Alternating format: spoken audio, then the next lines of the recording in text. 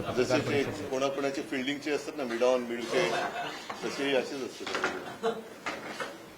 बरं, तयारी काय नाही, बस येतोय आवाज.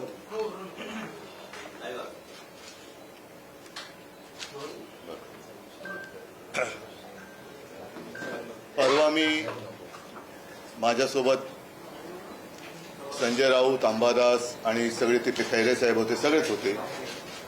ओमदादा, ओमराजे होते, कैलास होते, आमचे प्रवीण स्वामी होते. साधारणतः तसं पाहिलं तर सगळे शिवसेनेचे जिल्हा प्रमुख, कार्यकर्ते, पदाधिकारी यांच्यासह मी एक दिवसाचा मराठवाड्याचा एक मी दौरा नाही म्हणणार, पण मराठवाड्याची भेट घेतली, शेतकऱ्यांची भेट घेतली. कारण तुम्हाला सर्वांना कल्पना आहे, आजपर्यंत काय आसमानी संकट आलेलं नाही अशातला भाग नाही, आपत्ती आलेली नाही अशातला भाग नाही. परंतु यावेळेची आपत्ती ही भयानक आणि भीषण आहे. जणू काही आभाळ फाटलं म्हणजे काय हे दाखवणारी परिस्थिती आहे. आणि मी तुमच्याशी आत्ता बोलतोय, याही वेळेला मराठवाड्यात काही भागामध्ये जोरात पाऊस सुरू आहे. या पावसाने हातातोंडाशी आलेला शेतकऱ्याचा घास, आता हा केवळ शेतकऱ्याचा घास नाही तर आपल्या सगळ्यांचा घास हा अतिवृष्टीने हिरावून घेतलेला आहे. अनेकांच्या जमिनी खरडून गेलेल्या आहेत, पिकं तर उद्ध्वस्त झालीच, घरदारं वाहून गेलेली आहेत. जे मुलं बाळ आहेत त्यांची दप्तरं, वह्या, पुस्तकं, एका अर्थी तसं पाहिलं तर अख्खं आयुष्य त्यांचं वाहून गेलेलं आहे. आणि या संकटात भरीसभर म्हणून त्यांच्या डोक्यावरती कर्जाचं ओझं आहे. आपल्याला आठवत असेल, आता साधारणतः 1 वर्ष होत आलं किंवा होईल, महाराष्ट्राच्या विधानसभा निवडणुका होत होत्या. तेव्हाही शेतकऱ्यांमध्ये एक असंतोष होता. तो असंतोष एवढ्यासाठी होता की त्यांच्या हातामध्ये पीक होतं, सोयाबीन वगैरे पीक होतं, कापूस होता. पण आत्ताचं सरकार तेव्हा होतं आणि हमीभाव देत नव्हते, हमीभाव खूप कमी देत होतं, म्हणून शेतकऱ्यांमध्ये रोष होता. दुर्दैवाने आता असं झालेलं आहे की होत्याचं नव्हतं झालं. पीक जे हाताशी आलं होतं ते पूर्ण उद्ध्वस्त झालेलं आहे. म्हणजे आम्ही गेलो तो दुसरा तिसरा दिवस असेल, त्याच वेळेला ती पिकं जी काही उद्ध्वस्त झाली होती ती सडली होती, त्याचा वास येत होता. शेतामध्ये शेतजमीन जी आहे त्याच्यामध्ये ढोपरभर चिखल आणि त्याच्यावरती पाणी होतं. शेतकरी धाय मोकलून रडत होते. आणि एकूण सगळे चित्र पाहिल्यानंतर साहजिकच आहे, शेतकऱ्यांनी मी गेल्यानंतर आपुलकीने माझ्याशी बोलले, हक्काने माझ्याशी बोलले. आणि तुम्ही जशी आमची कर्जमाफी केली तशी आता कर्जमाफी या सरकारला करायला भाग पडा, हे ते आवर्जून आणि असे आक्रोश करून सांगत होते. आता हीच खरी वेळ आहे की या शेतकऱ्याला या कर्जाच्या डोंगरातून आणि या संकटातून बाहेर काढायला पाहिजे. जी काही मदत जाहीर केली या सरकारने ती खूपच तुटपुंजी आहे. याचं कारण, एखाद्या वेळेला शेती उद्ध्वस्त झाली तर त्याला एक नुकसान भरपाई दिली तर तो एक सीझन तो कसा तरी शेतकरी तग धरू शकतो. मात्र यावेळेला शेतजमीनच खरडून गेलेली आहे. आजूबाजूनी वाहणाऱ्या नद्यांचं पाणी हे त्या शेतामध्ये घुसलं आणि अख्खं म्हणजे जमीन खरडून ज्याला गेली म्हणतात, तो शब्द तिथे गेल्यानंतर कळतं नेमकं काय आहे. वरचं पीक तर गेलं, जमिनीवरची ती माती गेली आणि अक्षरशः तिथले दगड आणि गोटे, मुरुम हे सगळं वर आलेलं आहे. ही जमीन सावरायची झाली, परत जर का पीक घेण्यायोग्य करायची झाली तर किमान 3 ते 5 वर्ष लागतील असं शेतकऱ्यांनी मला सांगितलं. आता ही जर का वस्तुस्थिती आहे तर शेतकऱ्याला आत्ता जी काही या सरकारने मदत जाहीर केलेली आहे, ही मदत जर का पाहिली तर जेमतेम हेक्टरी अंदाज किती होते, 7-8 हजार अशी काहीतरी होत असेल किंवा हे होत असेल. पण आता ती जमीन साफ करायला साधारणतः 6-7 हजार रुपये एकराला खर्च येणार आहे. 5 लाख खर्च एका एकराला 5 लाख आता साफसूफ करायला, परत जमीन लेवलला मी साफसूफ करायला म्हणतोय. त्याच्यानंतर मग त्याची माती टाकायची आणि ती कसण्यायोग्य करायची, याला खूप मेहनत लागणार, पैसे लागणार आणि त्याच्यानंतर तो शेतकरी पुन्हा एकदा पीक काढायला लागेल. पण 2-3 वर्षही याच्यात जात असल्यानंतर आत्ता जे शेतकऱ्याच्या डोक्यावरती कर्ज आहे तो शेतकरी कर्ज फेडणार कसा? ज्या विद्यार्थ्यांची, ज्या मुलाबाळांची पुस्तकं, वह्या वाहून गेलेली आहेत, म्हणजे शेतकऱ्यांनी, कोणत्याही शेतकऱ्यांनी स्वतःच्या मुलाला शाळेत सोडायला इलेक्ट्रॉनिक व्हेकल घेतलं असं माझ्या वाचण्यात आलेलं नाही. तो इलेक्ट्रॉनिक व्हेकल तो सोडा, त्यांच्या मुलाची जी काही वह्या पुस्तकं वाहून गेलेली आहेत ती पुस्तकं सुद्धा कशी घ्यायची या चिंतेमध्ये आहे. आणि मग रोज कुठे ना कुठेतरी आत्महत्यांच्या बातम्या येत आहेत. मी जेव्हा फिरत होतो तेव्हा एका घरात गेलो आणि ते खरंच तिथलं वातावरण बघून मन सुन्न झालं. ती बातमी आपणही वाचली असाल, आपल्याच माध्यमातून आम्ही सुद्धा ती बातमी पाहिली, वाचली. 31 वर्षाच्या एका पोराने आत्महत्या केली. 31 वर्षाचं पोर, आणि त्याला जेमतेम 15-20 दिवसाचा बाळ. एक मोठी ती आपण ज्याला म्हणतो ना जॉईंट फॅमिली, तशी ती सगळी असं एक मोठं कुटुंब होतं. हा करता करविता पोरगा, डोक्यावरती हे सगळं कर्जाचं ओझं. त्यांना विचारलं मी कर्ज किती, तर 2 लाखाचं कर्ज. आता ही जी काही त्यांची थट्टा चाललेली आहे, भले मुख्यमंत्र्यांनी जाहीर केला असेल, पण माझ्याकडे कागद आहे की गेल्या 2-3 वर्षातली जवळपास 14,000 कोटी रुपयाची जाहीर केलेली मदत अजूनही शेतकऱ्यापर्यंत पोहोचलेली नाही, अजूनही पोहोचलेली नाहीये. त्याच्यानंतर 2017च्या कर्जमाफीची अजूनही प्रतीक्षा आहे. त्याच्यानंतर आमचं सरकार आलं, मी कर्जमुक्ती केली, कालबद्ध पद्धतीने कर्जमुक्ती केली, त्याच्यातले पैसे त्यांना मिळाले देखील. आणि इतरही वेळेला ज्या ज्या वेळेला संकट आलं आम्ही पंचांग काढून नाही बसलो. जे आत्ता मुख्यमंत्री म्हणतात मला याच्यात राजकारण आणायचं नाही, पण जर का केवळ शेतकऱ्यांना न्याय त्यांचा मिळवून द्या, त्यांना मदत करा असं बोललं, याच्यात जर का मुख्यमंत्र्यांना राजकारण वाटत असेल मग जरूर ते राजकारण त्यांनी समजावं.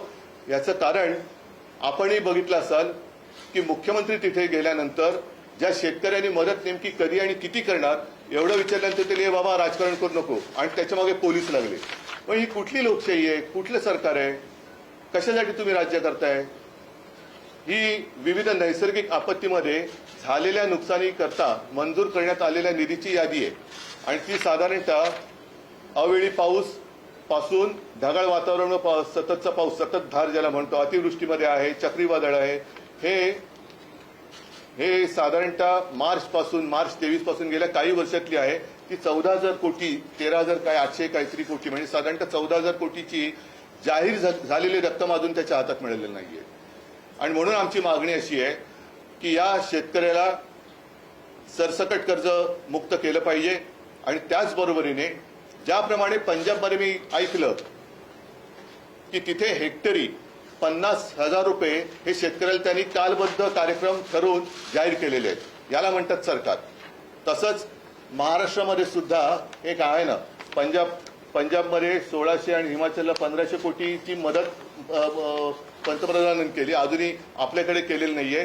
पण पंजाबच्या मुख्यमंत्र्यांनी जसं हेक्टरी 50,000 रुपये जाहीर केलेले आहेत, तसंच महाराष्ट्रातल्या सुद्धा सरकारने, डबल इंजिन आहे ना, आणखीन त्याला एक डबडं लागलेलं आहे. म्हणजे डबल इंजिन आणि किती त्याला डबे लागले त्याची कल्पना नाहीये. परत वरचं एक मोठं आहे धूर सोडणारं इंजिन, त्यांची मदत घ्या.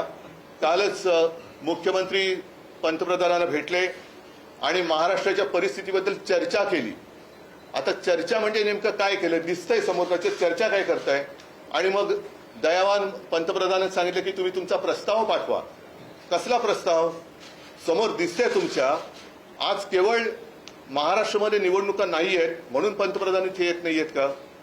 बिहारमध्ये निवडणुका आहेत म्हणून पंतप्रधानांनी बिहारमध्ये आत्ताच निवडणुकीच्या पार्श्वभूमीवर तिथल्या महिलांची मतं मिळवण्यासाठी 10,000 रुपये त्यांच्या खात्यात केंद्राकडनं टाकलेले आहेत. 75 लाख महिला. 75 लाख महिला.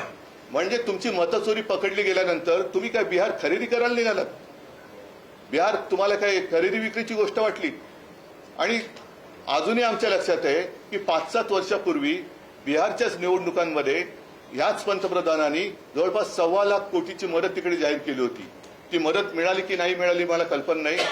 बिहारला मदत केल्यामुळे किंवा मदत करत असल्यामुळे आमच्यात पोटदुखी नाहीये, पण ज्या महाराष्ट्राने तुम्हाला तुमच्या मते भरभरून मतदान केलं तो महाराष्ट्र, त्या महाराष्ट्रातला शेतकरी आज संकटात असताना तुम्ही प्रस्तावाची वाट बघताय. हे सरकार आहे, कुचकामी सरकार आहे. आणि म्हणून अजूनही आम्ही याच्यात राजकारण आणत नाही. आज मी मुख्यमंत्र्यांना असं म्हणा, शेतकऱ्यांच्या वतीने हात जोडून विनंती करतोय की तुम्ही शेतकऱ्यांना कर्जमुक्त करा आणि तुम्ही शेतकऱ्याला हेक्टरी 50,000 रुपये हे तात्काळ जाहीर करून तालबद्ध स्वरूपामध्ये त्याचं वाटप करा. बँकांच्या नोटिसी ज्या सरकार शेतकऱ्याला जात आहेत त्या पहिल्या नोटिसी थांबवा आणि त्या कर्जाची जबाबदारी ज्याप्रमाणे हेही सुद्धा मी मध्ये वाचलं होतं की काही साखर कारखानदार आहेत त्यांच्याकडे याची थकबाकी आहे, त्या थकबाकीदार साखर कारखानदारांच्या कर्जासाठी सरकार जसं थक हमी देतं, स्वतः सरकार हमी राहतं. आत्ताच मला वाटतं काही हजार कोटींची त्यांनी थक हमी दिली. म्हणजे तुम्ही कर्ज बुडवलं तर सरकार जबाबदारी घेईल. तशीच हमी या गोरगरीब शेतकऱ्याच्या कर्जाची आता सरकारने घ्यायला पाहिजे. शेतकरी जेव्हा कर्ज मागायला जातो तेव्हा त्याला सगळं काही गहाण टाकावं लागतं.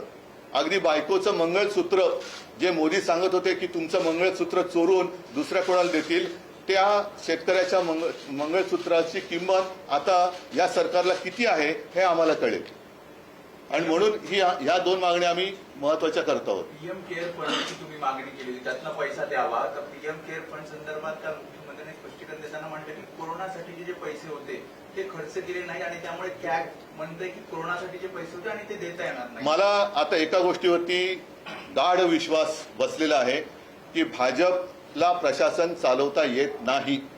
ना केंद्र सरकार म्हणून त्यांना प्रशासन चालवता येतं, ना राज्य सरकार म्हणून प्रशासन चालवता येतं. भाजप आणि प्रशासन यांचा दुरान्वयाने संबंध नाही.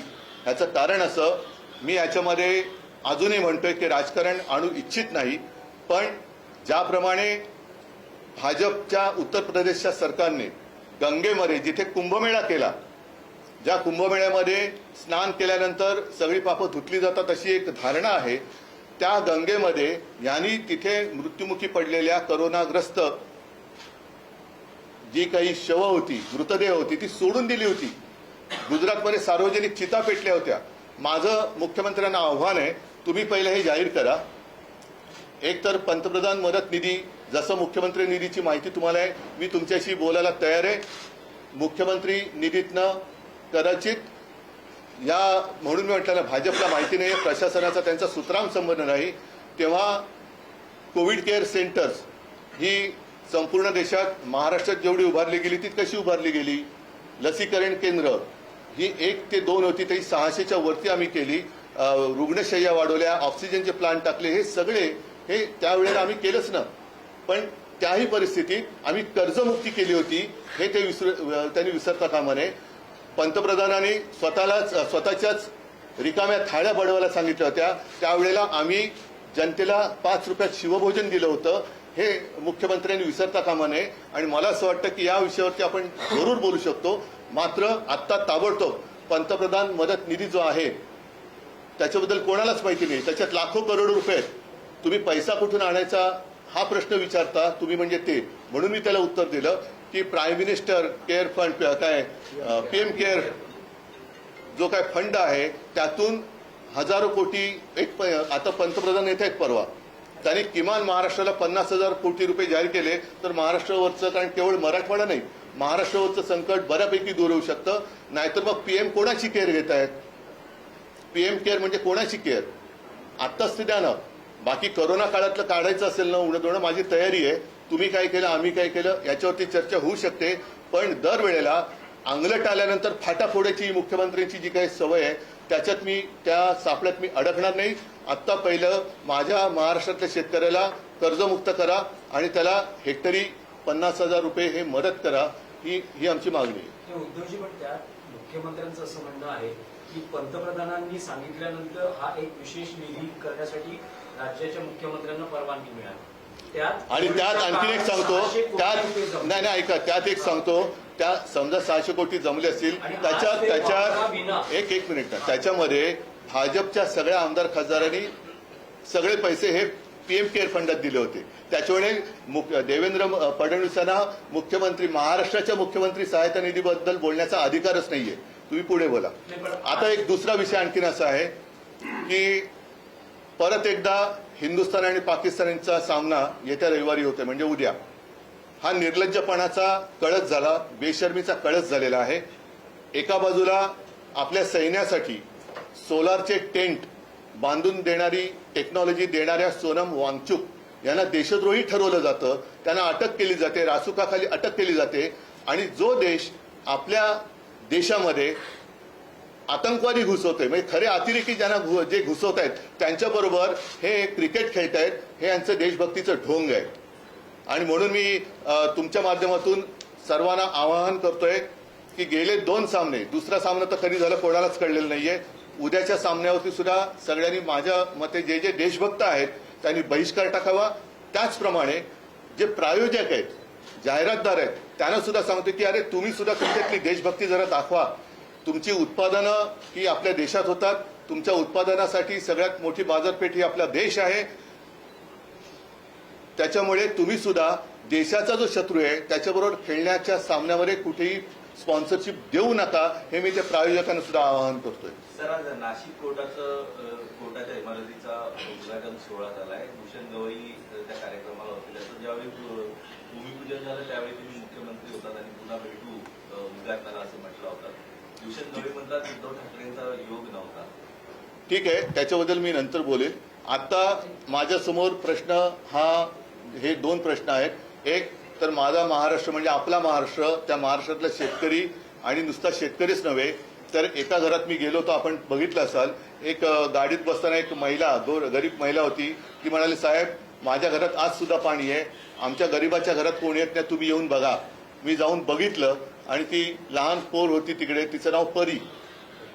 आणि मला खरंच मन हेलावून गेलं की सगळं उद्ध्वस्त झालं असताना सुद्धा त्या घरात गेल्यानंतर तिथल्या महिला लगबगीने सांगत होत्या की अरे ओवाळणी करा. म्हटलं ताई ओवाळणी करू नका, जेव्हा तुमचं सगळं व्यवस्थित होईल तेव्हा मी नक्की येईन. आता माझी आणखीन एक मागणी अशी आहे की अशी जी काही घरं आहेत ज्याच्यात काहीच नाही, त्याला भिंती तर जेमतेम भिंती आणि वरती पत्रे आहेत, अशी काही घरं वाहून गेलेत.